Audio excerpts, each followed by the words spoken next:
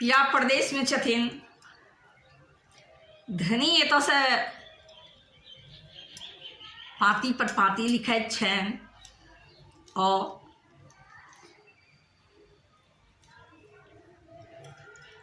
होली आबि गेलैए। सभक पिया जतेक परदेसी छथिन सब अपन अपन घर अयला है। अहाँ कखन आयब, कहिया आयब से आस लागल अछि।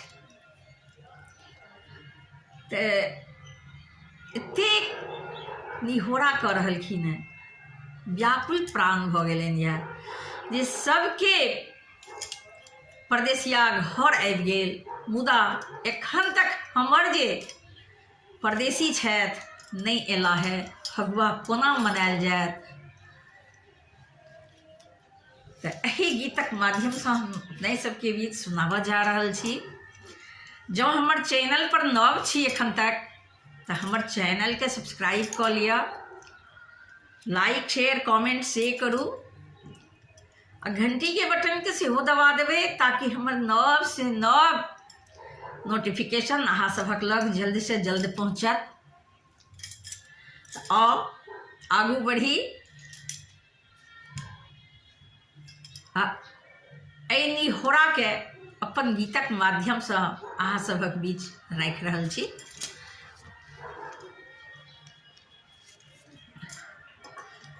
अबू अबू ने पिया पान गाम यो फगुआ में, अबू अबू ने पिया पान गाम यो फगुआ में, फगुआ में यो फगुआ में यो फगुआ में यो फगुआ में यो फगुआ में, अबू अबू ने पिया अपन गाम यो फगुआ में, अबू अबू ने पिया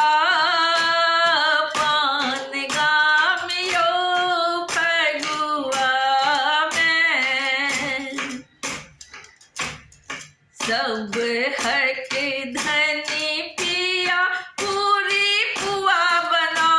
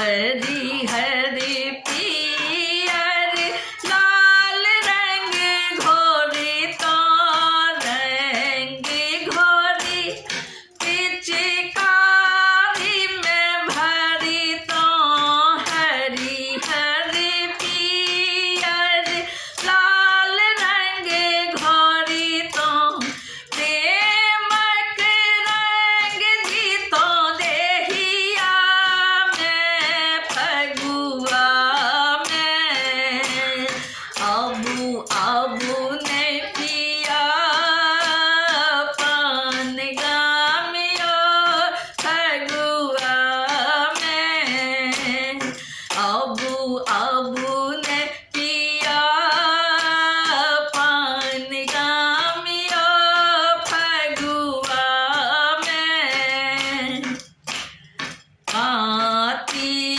लिखी का भेजलो पिया के मोनक बतिया लिखी पठलो पिया के पाती लिखी का भेजलो पिया के मोनक बतिया लिखी पठलो पिया के हमरो मन तरसैया चुनरिया ले फगुआ में अबू अबू